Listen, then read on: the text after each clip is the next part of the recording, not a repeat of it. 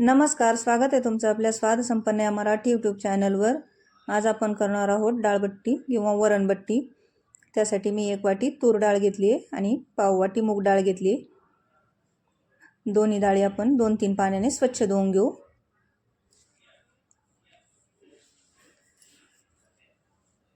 इथे धुवून झाल्यात आपल्या डाळी।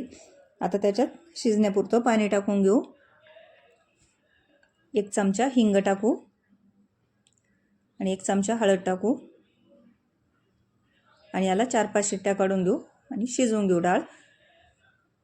इथं बट्टी करण्यासाठी मी हे पीठ घेतलंय गव्हाचं, जाडसर दळून आणलेलं पीठ आहे। बट्टीसाठी मिळतं असं दळून ते, किंवा तुम्ही रवा आणि गव्हाचं पीठ मिक्स घेऊ शकता, पण याची बट्टी छान लागते खायला जास्त।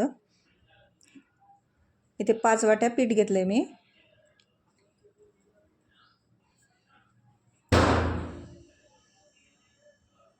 आणि 2 चमचे ओवा घेतलाय,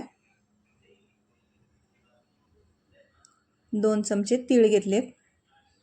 तीळ टाकणं ऑप्शनल आहे, टाकायचे असतील ते टाका, नाही टाकले तरी चालेल। आता याच्यामध्ये 1.5 चमचा हळद घालू। हळदीने कलर छान येतो बट्टीला आपल्या। 1 चमचा खाण्याचा सोडा घालू आणि चवीनुसार मीठ घालू। मीठ एकदम प्रमाणात घातलं ना तर बट्टी आपली तशीच खायला खूप टेस्टी लागते, ओवा आणि मीठ प्रमाणात असेल तर।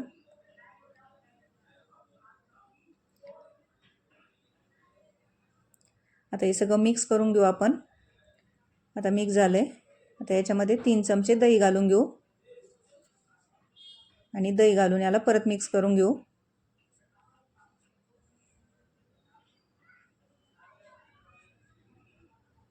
सगळं एकजीव करून घेऊ। आता मिक्स झाले तर एकदम कडकडीत गरम केलेल्या तेलाचं याला मोहन घालायचं आहे आपल्याला। आता आपण 5 वाट्या पीठ घेतलं होतं, त्याच्यासाठी मी 10 ते 12 चमचे तेल घातलं याच्यात आणि तेल असं गरमच घालायचं एकदम, म्हणजे खुसखुशीत होते आपली बट्टी एकदम। आता याला चमच्याने मिक्स करू, खूप गरम आहे ते।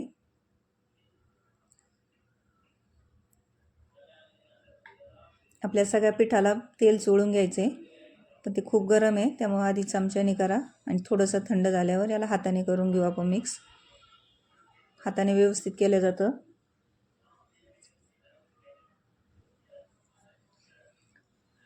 आता इथे कोमट झालंय आपलं हे पीठ। आता याला हाताने मिक्स करून घेऊ आपण। चांगलं 2-3 मिनिट याला चोळून मिक्स करून घ्यायचं, सगळ्या पिठाला तेल चोळून घ्यायचं। आणि आता याच्यामध्ये पाणी घालून याचा मध्यम गोळा मळून घ्यायचा, खूप घट्टही नाही आणि खूप पातळ पण नाही, आणि पाणी साधंच घालायचं आहे।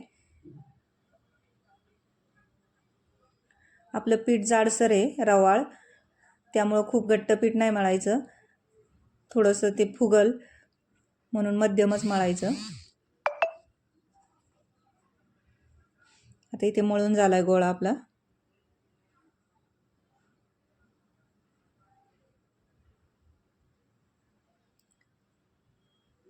बघू शकता, खूप जास्त घट्टही नाही आणि पातळ पण नाही, असं पीठ आपलं मळून झालंय। आता याला 10 मिनिट आपण भिजण्यासाठी ठेवून देऊ। तोपर्यंत इकडे आपली डाळ शिजून झाली, तिला थोडंसं पाणी टाकून घोटून घेऊ।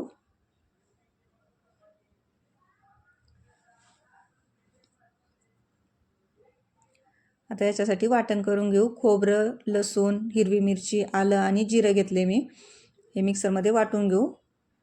इथे गॅसवर एक कढई ठेवली, कढईत तेल टाकून घेऊ।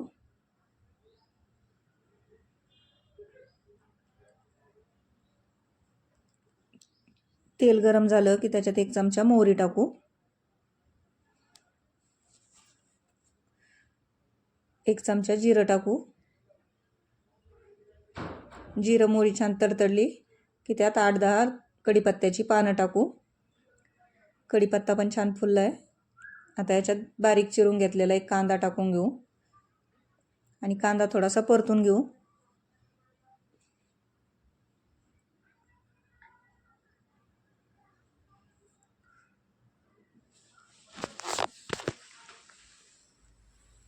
कांदा 1 मिनिट भर असं परतून घ्यायचा। आता याच्यात तयार करून घेतलेलं वाटण टाकून घेऊ.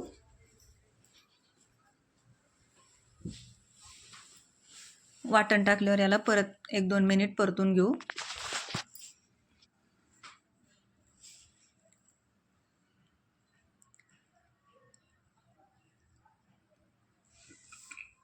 आता हे सगळं छान परतून झालं की याच्यात बारीक चिरून घेतलेला 1 टोमॅटो टाकून घेऊ आणि आणखी याला थोडा वेळ परतून घेऊ, म्हणजे मिक्स करून घेऊ. आता याच्यामध्ये मसाले टाकून घेऊ. मसाल्यामध्ये मी 2 चमचे लाल मिरची पावडर टाकली, किंवा तुम्हाला जसं तिखट कमी जास्त आवडतं तशी टाकू शकता. हळद टाकली आहे अर्धा चमचा, कारण आपण अगोदर पण डाळ शिजताना हळद घातली. आणि आता याच्यामध्ये मसाल्याच्या डब्यातले छोटे 4-5 चमचे कांदा लसूण मसाला घातला आणि याला मिक्स करून घेऊ. हे सगळं चांगलं मिक्स झालं की याच्यात थोडंसं पाणी टाकू, आपण अर्धी वाटी पाणी टाकू आणि याला शिजू देऊ, म्हणजे आपला कांदा आणि टोमॅटो नरम होईल आणि सगळ्या मसाल्यांचे फ्लेवर पण याच्यात उतरतील कांदा टोमॅटोमध्ये. आता याला पाणी टाकून झाकून ठेवू 2-3 मिनिट आणि शिजू देऊ. आता 3 मिनिटानंतर बघू शकता पाणी आटलं आहे आपलं आणि कलर पण छान आला आहे. आपल्या मसाल्यांचा कलर छान आला आहे आणि कांदा टोमॅटो पण नरम झाला आहे, थोडासा शिजला आहे. आता याला थोडंसं मिक्स करू हलवून आणि याच्यामध्ये घोटून घेतलेली डाळ टाकून घेऊ.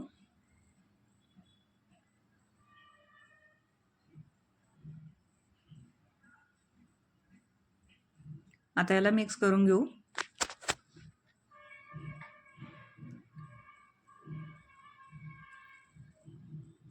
आता याच्यामध्ये पाणी टाकू. पाणी गरमच टाकायचं आणि ही डाळ शक्यतो पातळच करायची, म्हणजे बट्टीसोबत चुरून खायला. आता जेवढं पाहिजे तेवढं पाणी टाकून घेतलं याच्यात.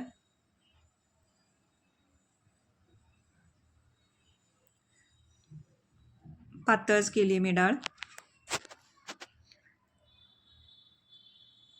आता याच्यामध्ये 7-8 आमसूल टाकलेत मी, थोडासा आंबटपणा येण्यासाठी. तुम्ही चिंच पण टाकू शकता, किंवा नसेल आवडत तर नाही टाकलं तरी चालेल.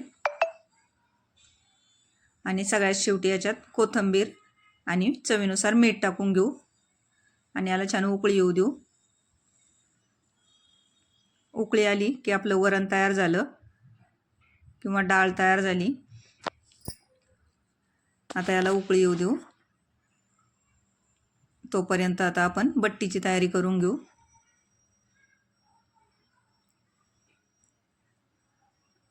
बट्टी उकळण्यासाठी असं एखादं पातेलं किंवा कढई घ्या आणि त्याच्यावर अशी चाळणी ठेवायची. आता याच्यात पाणी उकळायला ठेवू. तोपर्यंत गोळे बनवून घेऊ. आपलं पीठ छान भिजलंय. आता याचे तुम्ही गोल किंवा थोडेसे लांबोळक्या आकाराचे गोळे बनवून घ्या, पण गोळे हलक्या हातानेच बनवायचे, खूप दाबून नाही बनवायचे. असे गोळे बनवून चाळणीत ठेवून घेऊ. तिकडे आपलं पाणी उकळतंय तोपर्यंत. अशा चिरा राहिल्या तरी चालेल पिठाला, खूप जास्त दाबून मऊ करायचं नाही, चोळून चोळून गोळा बनवायचा नाही. अशा प्रकारे आपण आता आपले सगळ्या पिठाचे गोळे बनवून घेऊ. आता इथे बनवून झालेत सगळे गोळे. आता याला आपण वाफवून घेऊ. आता खाली कढईत पाणी उकळी आली आहे, त्याच्यावर आपण चाळणी ठेवली आणि याला झाकून ठेवू आणि 20-25 मिनिट याला वाफू देऊ. आता 20-25 मिनिटानंतर बघू. तर इथे शिजून झालेत आपले सगळे पिठाचे गोळे.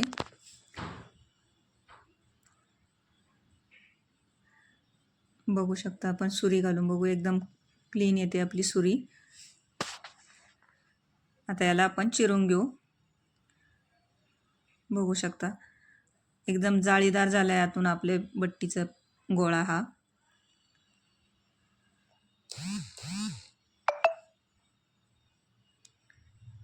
तुम्हाला जसा पाहिजे तसा आकार देऊन चिरून घ्या.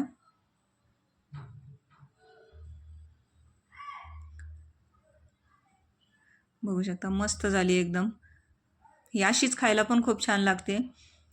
आपण याला आता तळून घेऊ सगळ्या या प्रकारे कापून. इथे कढई ठेवली, त्यात तेल टाकले, तेल गरम करून घेऊ. आता इथे तेल गरम झालं आपलं. आता अशी चाळणीवर बट्टी घ्यायची आणि त्यात टाकून घ्यायची तेलात, म्हणजे अंगावर तेल उडणार नाही. आधी 1 मिनिटभर याला अजिबात हलवायचं नाही, सेट होऊ द्यायची बट्टी. आणि नंतर उलटून पालटून मस्त चॉकलेटी रंगावर खरपूस अशी तळून घ्यायची. ही अगोदरच छान शिजलेली किंवा वाफवलेली असते, त्यामुळं फार वेळ लागत नाही तळायला, पटकन तळून होते. ही अशी बट्टी तळलेली चहासोबत पण खूप छान लागते खायला. बघू शकता सोनेरी रंग आला. इथे आपली तळून झाली बट्टी. आता ही काढून घेऊ आणि दुसरी टाकून घेऊ.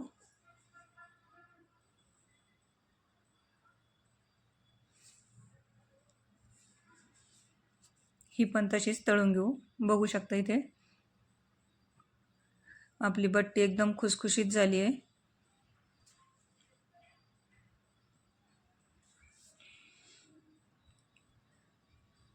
आपण जेवढं प्रमाण घेतलं तेवढ्या प्रमाणातली बट्टी 6 ते 7 माणसांना भरपूर होते.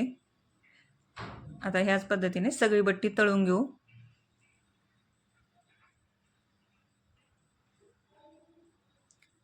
बघू शकता एकदम नरम अशी खुसखुशीत झाली आहे. हात लावला की लगेच तुटते आपली बट्टी. अशी बट्टी वरण आणि चणा चुरून खायची बट्टी एकदम छान लागते.